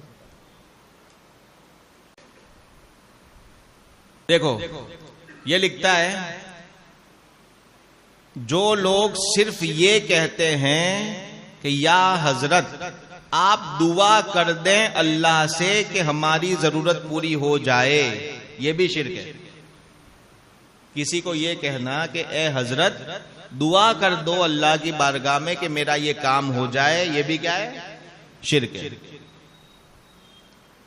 اب یہ حدیث ہے امام ترمذی، حضرت عثمان ابن حنیف صحابی یہ کہتے ہیں کہ ایک نابینا جن کو نظر نہیں آتا تھا، آنکھیں جن کی چلی گئی تھی، وہ بارگاہ رسالت حضور صلی اللہ علیہ وسلم کی بارگاہ میں آئے اور کہتے ہیں یا رسول اللہ، اللہ سے دعا کیجئے کہ میری آنکھیں واپس آ جائیں، اللہ سے دعا کیجئے کہ میری آنکھیں واپس آ جائیں۔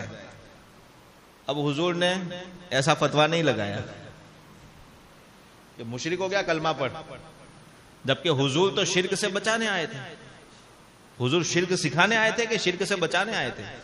اگر کوئی برا کام ہوتا تو حضور وہیں روک دیتے اور سدھار دیتے۔ حضور سے کہتے ہیں، عرض کرتے ہیں کہ یا رسول اللہ دعا کیجئے کہ اللہ مجھے شفا دے دے، تو حضور صلی اللہ علیہ وسلم فرماتے ہیں اگر تم کہو تو دعا کر دوں اور تمہارا کام ہو جائے، اور اگر چاہو تو صبر کرو تو تمہیں جنت مل جائے، تمہارے لیے اور بھی اچھا ہو۔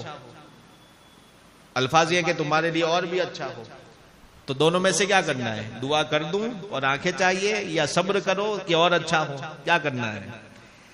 تو صحابی عرض کرتے ہیں یا رسول اللہ، ان کے دل میں ہوگا کہ اچھا تو ہونا ہی ہے، آپ پر ایمان لائے ہیں، تو دعا کر دیجئے یا رسول اللہ تو آنکھیں بھی مل جائے۔ تو کہنے لگے صحابی کہ فَأَمَرَهُ أَن يَتَوَضَّأَ، حضور صلی اللہ علیہ وسلم نے انہیں حکم دیا کہ سنتوں کے مطابق وضو کریں، سنت کے ساتھ وضو کریں، وَيَدْعُوَ بِهَذَا الدُّعَاء، اور میں جو سکھاتا ہوں وہ دعا پڑھیں۔ حضور کیا فرماتے ہیں؟ میں جو سکھاؤں وہ دعا پڑھیں۔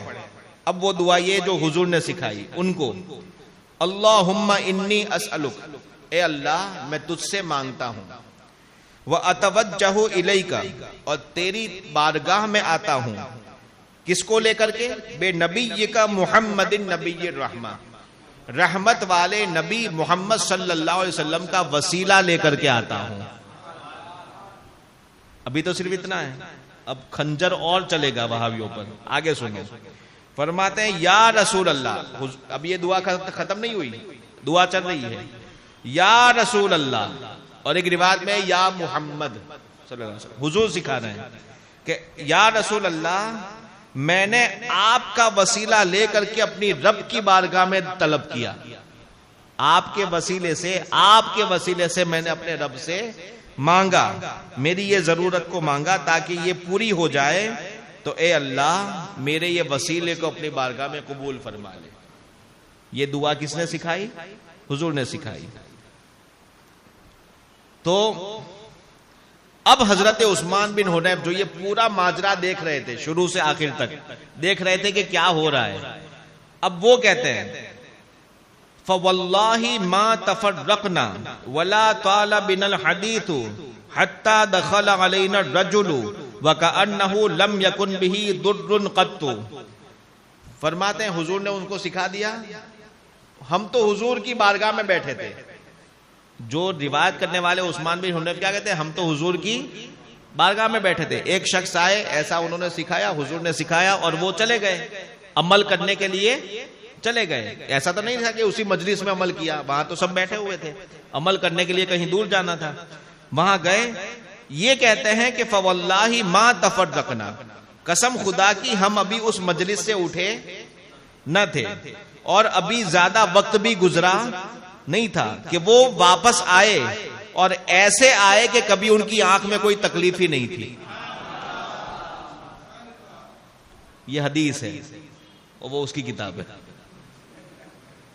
اچھا، اب یہ جب آپ یہ بیان کریں گے تو ہو سکتا ہے کہ کوئی وہابی یہ بیان کرے کہ وہ تو حضور کی حیاتی کی بات ہو سکتا ہے نا، حضور کی حیاتی کی بات ہے، حضور سامنے تھے تو یا رسول اللہ کہہ کے بلانے میں ہم بھی نہ نہیں کہتے، برابر ہے، جبکہ اس میں بھی نہ کہتے ہیں، جھوٹے ہیں، لیکن یہ کہیں گے کہ یہ تو نہ کہتے ہیں، یہ ہم نہ نہیں کہتے، بلکہ ہم تو حضور کے وصال کے بعد کہ جو قبر میں چلے گئے ان کو نہیں پکار سکتے. ٹھیک ہے، اب سنو، وَرَوَى الطَّبَرَانِي فِي مُعْجَمِهِ، ان کا آپریشن بھی دوسرے محدث نے کیا ہے، جس کو آگے کی حدیث ملی انہوں نے آگے کا بتایا. اپنے معجم میں حضرت امام طبرانی یہ روایت کرتے ہیں، اب سننا پوری حدیث.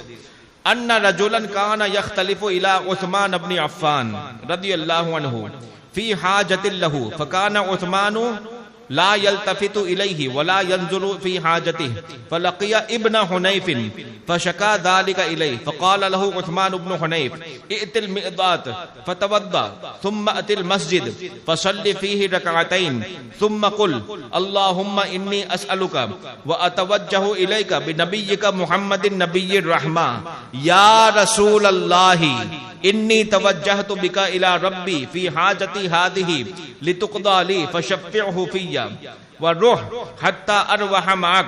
فانطلق الرجل فصنع ما قال له ثم أتى باب عثمان بن عفان فجاء البواب حتى أخذ بيده فأدخله على عثمان. یہ حدیث ہے، صرف حدیث سن کے تو سبحان اللہ بول دو. اب ترجمہ سنیے. ایک شخص حضرت عثمان کے خلافت کے زمانے میں، کب؟ حضرت عثمان کے خلافت کے زمانے، یعنی حضرت ابو بکر کے 2 سال، 10 سال حضرت عمر کے، حضور کے قبر شریف میں جانے کے کم سے کم 12 سال کے بعد. اس سے زیادہ ہو سکتا ہے کیونکہ حضرت عثمان کا دور 12 سال کا رہا ہے، تو اس میں کتنا بھی زیادہ ہو سکتا ہے، لیکن اپنے مانے کہ چلو سٹارٹنگ میں ہی پہلے ہی دن ہو گیا تھا. اگر ایسا بھی مانو تو کم سے کم کتنے ہیں؟ 12 سال تو ہے ہی. ٹھیک ہے، حضور کے وصال کے کم سے کم 12 سال کے بعد کی یہ حدیث ہے کہ ایک شخص حضرت عثمان غنی رضی اللہ تعالیٰ عنہ کے دربار تک آنے جانے لگا. کچھ ضرورت ہوتی تھی، حضرت عثمان امیر المؤمنین، پوری اسلامی سلطنت، اور بہت بڑے بڑے کام حضرت عثمان غنی نے کیے ہیں. ابھی وہ موضوع نہیں، ورنہ آپ کو بتاتا شب و روز اتنا بیزی رہتے تھے کہ ان کو اپنے گھر کے لیے بھی ٹائم نکالنا مشکل ہوتا تھا، اپنی ذات کے لیے تو بہت دور کی بات ہے. حضرت عثمان غنی رضی اللہ تعالیٰ عنہ مسلمانوں کے کام میں، کیونکہ آج کے وہ سرکاری جاب والوں کی طرح نہیں کہ 10 بجے کا ٹائم ہے تو گئے 11:30 کو، اس کے بعد پھر اگر 12:30 کا لنچ کا ٹائم ہے تو 12 سے لنچ، اس کے بعد پھر 6 بجے تک کا یا 5 بجے تک کا آفیشیل ٹائم ہے تو 4:30 5 سے تو بالکل ٹیبل کلوز. یعنی مشکل سے کام کے جو ٹائم ہے وہ 5 گھنٹے والا اگر ٹائم ہے تو مشکل سے کام کتنے گھنٹے؟ یہ سب تنخواہ لینا بھی جائز نہیں ہے. ایسی میری بات سمجھے. بہرحال حضرت عثمان غنی رضی اللہ تعالیٰ عنہ کا جو کام تھا، ہمیشہ مصروف رہتے تھے مسلمانوں کے کام میں. تو اب یہ جو تھے ان کو کچھ ضرورت تھی اور وہ جاتے تھے حضرت عثمان کے دروازے تک، دیکھتے تھے کہ بہت ساری بھیڑ ہے، لوگ بڑے بڑے ملکوں کے کام لے کر کے آئے ہوئے ہیں. تو سوچا کہ اب میں اپنی ضرورت کیا بیان کروں، واپس آ گئے. اور حضرت عثمان کی توجہ بھی ان کی طرف، کیونکہ اتنے بیزی تھے کہ ان کی طرف دھیان ان کا ہوتا نہیں تھا. پھر واپس آ گئے، دوسرے دن پھر گئے، پھر واپس آئے. مسلسل آنا جانا ہوا، لیکن حضرت عثمان کو کبھی انہوں نے فری دیکھا نہیں، اس لیے انہوں نے اپنی حاجت بھی بیان نہیں کی. اب ان کو بھی تھوڑی حاجت تھی، ضرورت زیادہ تھی. اب کہتے ہیں اسی حالت میں وہ آنا جانا ان کا چند دن ہوا. کہتے ہیں فلقیہ ابن حنیف، حضرت عثمان بن حنیف سے ایک دن ملاقات ہو گئی. بھول گئے نام؟ حضرت عثمان بن حنیف سے ایک دن ملاقات ہو گئی اسی انسان کی. یہ عثمان بن حنیف کون؟ جنہوں نے وہ واقعہ دیکھا تھا. کون سا؟ نابینا والا واقعہ جو ہوا تھا. تو اس وقت وہ حضور کی مجلس میں تھے. جن کی حدیث ابھی آپ نے سنی، وہی عثمان بن حنیف الحمدللہ اب تک زندہ تھے وہابیوں کو کاٹنے کے لیے اور ہم لوگوں کو مسالہ دینے کے لیے، ہے نا، عقیدے کی نورانی چیزیں ہم کو بتانے کے لیے، مسلک اعلی حضرت کو تقویت دینے کے لیے اللہ تعالیٰ نے حضرت عثمان کو اس وقت بھی زندہ رکھا۔ حضرت عثمان ابن حنیف رضی اللہ تعالیٰ عنہ وہ مل گئے، کن کو؟ وہ انسان کو جو دربار عثمان میں آتا جاتا تھا۔ جب یہ ملے فشکا ذالک الیہ، دیکھا کہ حضرت عثمان بن حنیف ہے، بڑے درد مند ہوں گے، کام نکالنے والے ہوں گے، تو یہ انسان نے حضرت عثمان بن عفان کو تو کہنے کا ٹائم نہیں ملتا تھا، لیکن عثمان بن حنیف کو انہوں نے کہہ دیا کہ دیکھیے نا، کئی دنوں سے میں آتا جاتا ہوں لیکن ان کو اتنا مصروف دیکھتا ہوں کہ میں اپنی بات بھی، اور وہ مجھے دیکھتے بھی نہیں، میری طرف توجہ بھی ان کی نہیں ہوتی کہ وہ خود سامنے سے پوچھے تو میں بتا دوں، یعنی کوئی ٹائم سیٹ ہوتا نہیں ہے، اور میری ضرورت بڑی سخت ہے تو میں کیا کروں؟ فقال لہ عثمان بن حنیف، صحابی تھے حضرت عثمان بن حنیف، کہتے ہیں ائت المقداد، اب وہاں تو ایسا حضور نے بتایا نہیں تھا اس وقت کہ تم لوگ بھی جس کے ساتھ بھی کوئی تکلیف ہو تو یہی بتانا، ایسا حضور نے اجازت دی نہیں تھی، حضور نے بول کر کے اجازت نہیں دی تھی، لیکن صحابی تھے، یہ آج کا وہابی ہے اور وہ صحابی تھے، بات سمجھ گئے، حدیث کو سمجھنا ان کا کام ہے، وہ سمجھ گئے تھے۔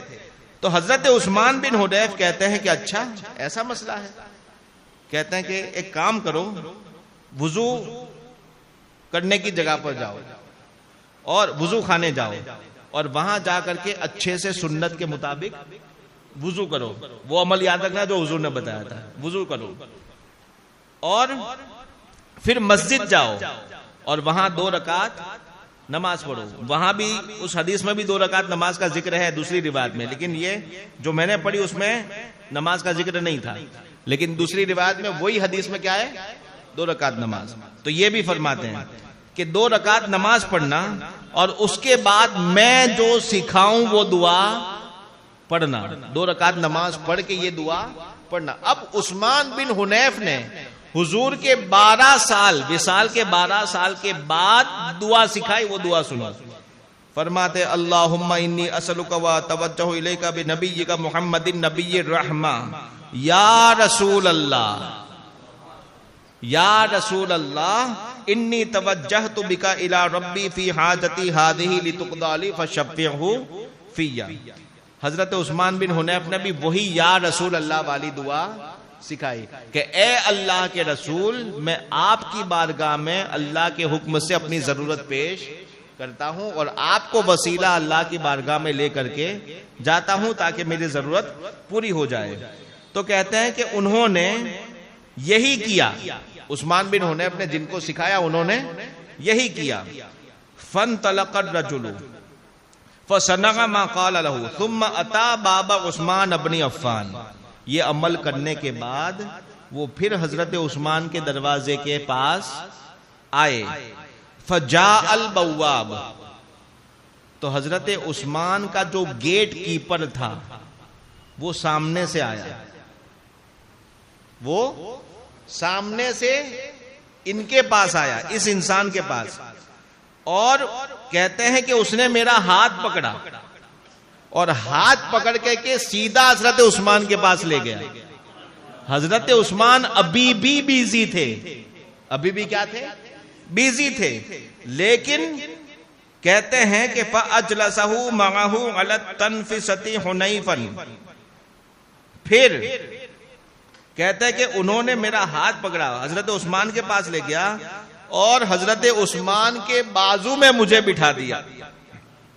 اب حضرت عثمان کہنے لگے ما حاجتک، کیا تمہارا کام کیا تھا؟ کئی دنوں سے میں دیکھتا ہوں تم آتے ہو جاتے ہو لیکن کچھ کہتے نہیں ہو، بتاؤ تو صحیح، کچھ ضرورت تھی؟ کس نے کہا؟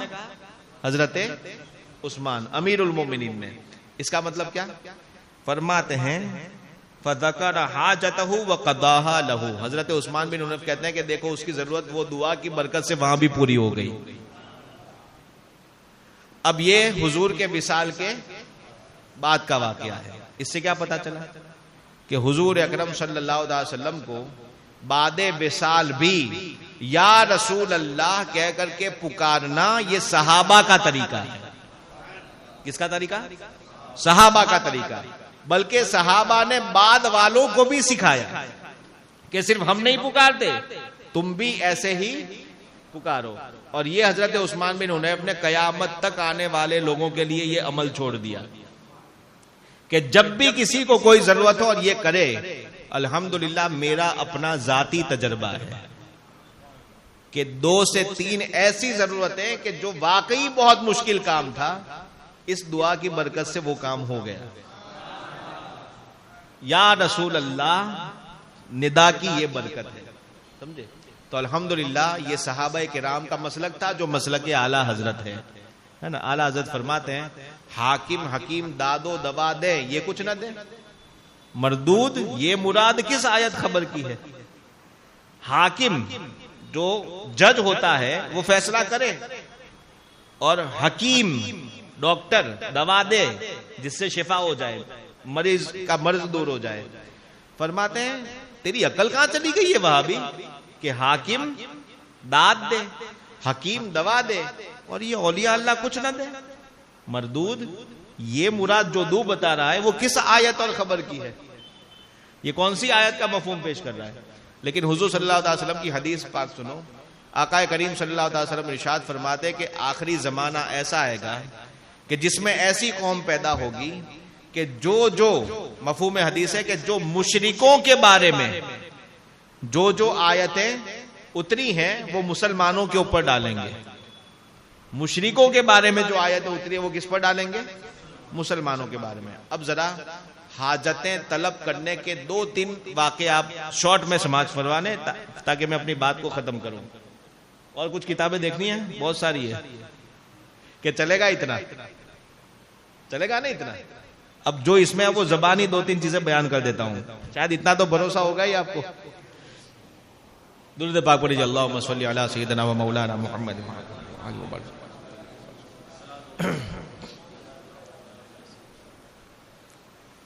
مروان کی حکومت تھی. مروان کی حکومت یہ کربلا کے بعد کا واقعہ ہے. مروان کی حکومت کا وقت تھا. اس میں ایک بار مروان حضور صلی اللہ علیہ وسلم کے روزے کے پاس آیا. وہاں آ کر کے دیکھا تو ایک شخص آقا کریم صلی اللہ علیہ وسلم کے قدموں کے پاس چمٹا ہوا ہے. چمٹ کر کے بالکل درد دل کے ساتھ رو رو کر کے حضور کو پکار رہا ہے. آقا کریم صلی اللہ علیہ وسلم کی بارگاہ میں رو رو کر کے یا رسول اللہ میرے آقا یہ کہہ کر کے اپنی دل کی سب آرزویں حضور کی بارگاہ میں رکھ رہا ہے. مروان بادشاہ تھا. آیا تو بادشاہوں کے تو ایسا ہوتا ہے نا کہ ہم آئے تو سب خالی ہو جانا چاہیے، تو وہ خالی نہیں ہوا. وہ شخص اپنا کام کرتے رہے. تو مروان اپنے نوکروں سے کہتا ہے کون ہے ذرا اٹھاؤ تو، یہ یہاں کیوں چپکا ہوا، یہاں کیا مانگنے کی چیز ہے، یہاں کیا مانگنے کی چیز ہے، یہاں کیوں چپکے ہوئے. تو جب یہ بات سنی تو اس شخص نے جلال بری نظر اٹھائی اور گھوم کر کے دیکھا. جب دیکھا تو راوی بیان کرتے ہیں کہ وہ ذات حضرت ابو ایوب انصاری رضی اللہ تعالیٰ عنہ. حضرت ابو ایوب انصاری رضی اللہ تعالیٰ عنہ کہتے ہیں انما انا ادعو رسول اللہ ولم آت الحجر، میں میرے رسول کو پکار رہا ہوں، کوئی پتھر کو نہیں پکار رہا ہوں. یہ ہر وہابی سن لے، ہر وہابی کو یہ حدیث کافی ہے. حضرت ابو ایوب انصاری نے کیا کہا کہ میں کسی پتھر کو نہیں پکارتا ہوں، میں تو رسول اللہ کو پکار رہا ہوں. اس کا مطلب صحابی کا عقیدہ کیا ہے کہ رسول اللہ سنتے ہیں اور وہ حاجت پوری کرتے ہیں. حضرت امام زین العابدین رضی اللہ تعالیٰ عنہ کربلا شریف کے بعد کی بات ہے، جب رنج و الم اپنے سارے خاندان کی شہادت کے بعد جب وہ آقا کریم صلی اللہ علیہ وسلم کی بارگاہ میں استغاثہ پیش کرتے ہیں رو رو کر کے، تو انہوں نے اپنے مشہور ہیں اشعار، اس میں لکھا ہے یا رحمت للعالمین انت شفیع المذنبین ادرک لزین العابدین، ادرک لزین العابدین۔ ترجمہ اس کا یا رحمت للعالمین، یا اسی یا سے سب کو تکلیف ہے۔ امام زین العابدین کیا فرماتے ہیں؟ یا رحمت للعالمین، اے سارے جہان کے لیے رحمت۔ انت شفیع المذنبین، آپ ہی ہیں جو گنہگاروں کے شفاعت فرمانے والے ہیں۔ ادرک لی زین العابدین، زین العابدین کی مدد فرمائیے۔ یہ کون؟ اہل بیت کی عظیم شخصیت حضرت امام زین العابدین۔ اب بتاؤ کہ ان کا شرک کا فتویٰ کہاں کہاں پہنچتا ہے۔ حضرت امام شافعی رضی اللہ تعالیٰ عنہ کی سیرت میں بیان ہے کہ جب کبھی بھی کوئی حاجت، کوئی ضرورت امام شافعی کو پیش آتی تھی تو وہ حضرت امام اعظم ابو حنیفہ رضی اللہ تعالیٰ عنہ کی قبر پر، اگر وہاں اس علاقے میں ہوتے قریب میں، تو آپ وہاں چلے جاتے اور 2 رکعت نماز پڑھتے اور دعا کرتے امام اعظم کے وسیلے سے، اور پھر کہتے کہ اللہ نے امام اعظم کی برکت سے میری ضرورت کو پوری کر دی۔ یہ امام شافعی کا ذکر ہے۔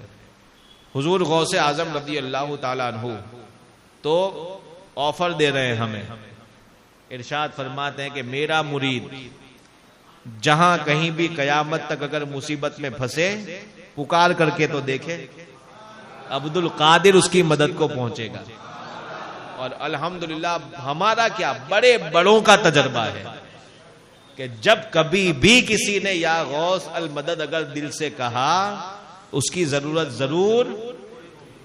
کئی سارے ایکسیڈنٹ میں لوگوں کو زندہ بچ کے نکلتے ہوئے دیکھا، اور بعد میں پتا چلا تو کیا زبان سے کیا نکلا تھا؟ یا غوث المدد۔ الحمدللہ۔ تو یہ بعد وصال بھی مدد کرنے والی روایتیں ہیں، اور اس کے اوپر بھی بڑی علمی دلیلیں ہیں، باتیں ہیں، لیکن اب ایک ہی دن میں آپ کو کتنا سب بتایا جائے؟ اتنا کافی ہوگا نا انشاءاللہ۔ ابھی آج کی اس مجلس سے کیا پتا چلا کہ ہم جو اللہ کے نبی کو، ولیوں کو، صحابہ کو، انبیاء کو، ہمارے آقا کریم صلی اللہ علیہ وسلم کو جو پکارتے ہیں، ہم میں سے کوئی بھی تھوڑا بھی اس بات میں کوئی ڈاؤٹ فل ہو سکتا ہے کہ ہم ان کے بارے میں کیا عقیدہ رکھتے ہیں؟ ہم ان کے بارے میں یہی عقیدہ رکھتے ہیں کہ ان سب کو اللہ نے اپنا پیارا بنایا ہے، اور اللہ نے اپنا پیارا بنایا اس لیے ان کے ہاتھوں میں یہ پاور دیا ہے، ان کے کانوں میں یہ پاور اللہ ہی نے ان کو یہ عطا کیا ہے۔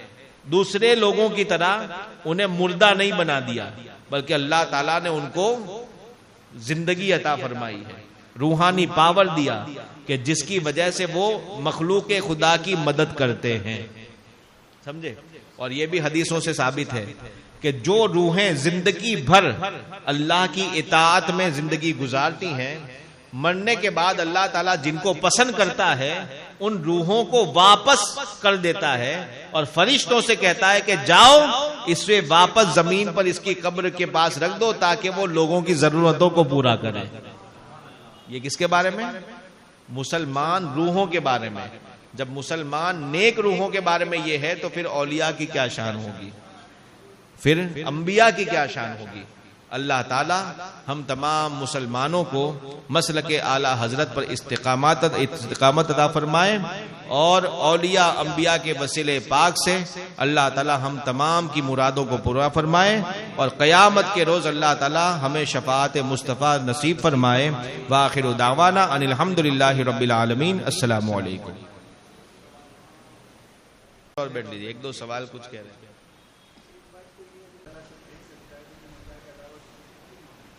سوال کچھ لوگ ایسا کرتے ہیں کہ جب اللہ تعالیٰ دے سکتا ہے تو پھر اللہ کے سوا دوسروں سے کیوں مانگتے ہو؟ تو ہم پلٹ کر کے اس سے یہی پوچھیں گے کہ اچھا کون سی چیز ہے جو اللہ نہیں دے سکتا؟ کون سی چیز ہے جو اللہ نہیں دے سکتا؟ تو وہ کہے گا سب کچھ دے سکتا ہے۔ تو پھر کہیں گے کہ پھر گھر میں اپنی عورت سے پانی مانگتا ہے، اپنی عورت سے کھانا مانگتا ہے، اپنے بیٹے سے خدمت لیتا ہے، دن بھر گراہکوں سے پیسہ مانگتا ہے، سامان لوگوں سے مانگتا ہے اپنے دھندے میں، یعنی پوری ایک دن کی لائف اگر دیکھ لے تو کتنا غیر اللہ سے مانگتا ہے نا. بلکہ حقیقت یہ کہ وہاں بھی اللہ سے اتنا نہیں مانگتا جتنا غیر اللہ سے مانگتا ہے. دن بھر دنیا کی چیزیں کس سے مانگتا ہے؟ دنیا والوں سے ہی مانگتا ہے. تو اگر دنیا والوں سے جو چیزیں مانگتا ہے کیا وہ اللہ نہیں دے سکتا؟ دے سکتا ہے کہ نہیں؟ کھانا پانی کپڑا سب کچھ، نہانے کے بعد ٹوال سب اللہ دے سکتا ہے نا. اللہ سب دے سکتا ہے، لیکن پھر بھی کیوں اپنے گھر والوں سے مانگتا ہے؟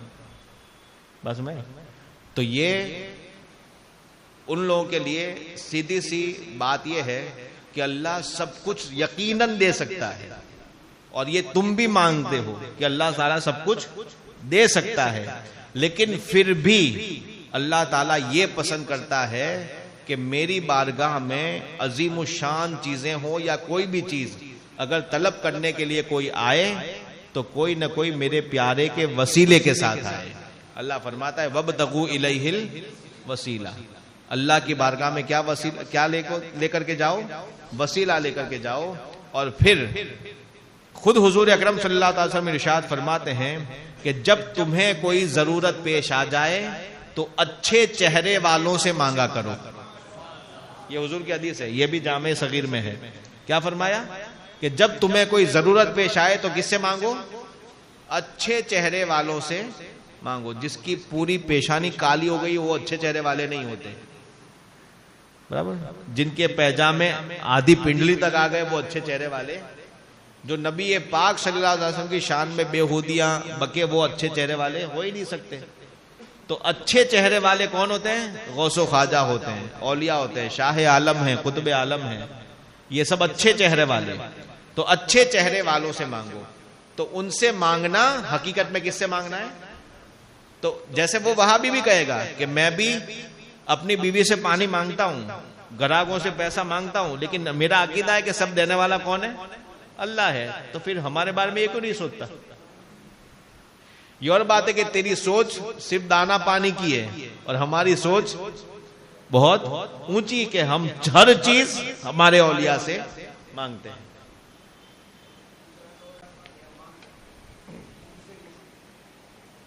یہ وہ قریب اور دور والی بات آ گئی. تو سب سے پہلا بنیادی سوال کیا ہوگا کہ بھائی کیا وجہ ہے کہ قریب سے مانگے اور دور سے نہ مانگے؟ جو قبر میں چلے گئے کیا وہ قریب سے سن لیتے ہیں اور دور سے نہیں سنتے؟ قبر میں جو چلا گیا تو اگر بات تم جیسی سمجھ رہے ہو کہ اندر دفن ہونے کے بعد تو قبر کے اوپر والے کی آواز جاتی، کیونکہ ایسا پیک کر دیا جاتا ہے کہ اوپر کی آواز اندر فزیکلی کان سے سنی جا سکتی نہیں ہے. اور یہاں فزیکلی کان سے سننے کی بات کون کرتا ہے؟ یہاں تو وہ برزخی قوت کام کرتی ہے. بلکہ اللہ تعالیٰ جس کو عطا کر دیتا ہے اس کے فزیکلی کان بھی کام کرنے لگتے ہیں. اور وہ اولیاء، وہ انبیاء کرام، وہ تو ایسے سنتے ہیں جیسے زندگی میں سنتے ہیں. اور انبیاء کرام کے تو جسموں کا حال یہ ہے کہ وہ مٹی انہیں کھا بھی سکتی نہیں ہے. وہ تو جسم بھی سلامت ہے اور روح کے ساتھ سلامت ہے. وہ اپنی قبروں میں جیسے زندگی میں سلامت ہے ویسے ہی قبروں میں بھی زندہ اور سلامت ہیں. بات رہی دور اور نزدیک کی، تو دور اور نزدیک سے یعنی دور سے نہ سننا اور قریب سے سننا یہ صرف دنیاوی زندگی کی لمٹ میں سے ہے. یہ اصول کس کے ہیں؟ دنیا کی زندگی کے. مرنے کے بعد برزخ کی زندگی جو ہوتی ہے عام مسلمانوں کی، عام لوگوں کے لیے بھی برزخ میں پھر دنیا والوں کا بہت دور ان کا بہت قریب ہو جاتا ہے. دنیا والوں کا بہت دور ان کا بہت قریب ہو جاتا ہے. یہاں تک کہ عام مردے کے بارے میں یہ روایت ہے، حدیث میں ہے، آپ لوگوں نے سنا بھی ہوگا کئی زیارتوں کے اندر، کہ جب مردے کو دفن کر کے جب جاتے ہیں تو اس کے جو چلنے والے ہیں ان کے قدموں کی آہٹ کو بھی وہ سنتا ہے اور انہیں پہچانتا بھی ہے کہ یہ کس کے قدموں کے چلنے کی آواز ہے. یہ عام مرنے والے کی یہ حالت ہوتی ہے کہ اتنا دور سے وہ قدموں کو سنتا ہے اور پہچانتا ہے. تو پھر سوچو کہ اولیاء اللہ کی شان کیا ہوگی. تو یہ ان کے لیے کوئی دور اور قریب کی تمیز ہوتی نہیں ہے. دنیا کی زندگی کو برزخ کی زندگی کے ساتھ ملانا بے وقوفی کا کام ہے. کیونکہ دنیا اتنی سی ہے اور برزخ اس کے مقابلے میں کوئی انتہا نہیں ہے. اللہ تعالی ہم سب کو ایمان اور عقیدے کے ساتھ دنیا میں رکھے اور ایمان اور عقیدے کی سلامتی کے ساتھ ہمیں اللہ موت عطا فرمائے. وآخر دعوانا الحمدللہ رب العالمین. السلام علیکم.